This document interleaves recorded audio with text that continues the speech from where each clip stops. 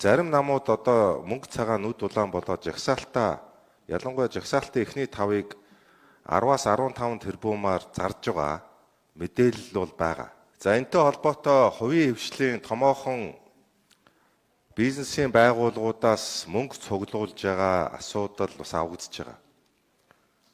Тийм учраас би бол одоо урьдчилаад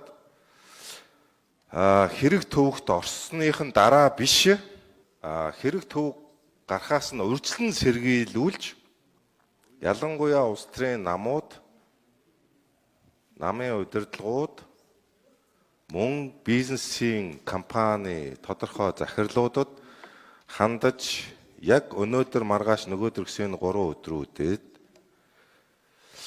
хэрэгт одоо орж огдуулваа. За энэ тохиолдолд бол саяны ярьж байгаа асуудал яригдахгүй шүү. Ягаад тэгэхээр энэ бол төрийн эрхийг хууль усаар авах гэмт хэрэг баг. Тэгэхээр олон тэрбум төгрөгөөр жагсаалтыг наймаалж баялаг бүтээгчдээс мөнгө авж байгаад гардуулвал тухайн намын удирдлага, тухайн компани захирал бити харамсаарай. Хууль өөрөө үйлчилж таарна шүү гэдэг зүйлийг бас өөрчлөлт хэлчихье гэж бодож байна.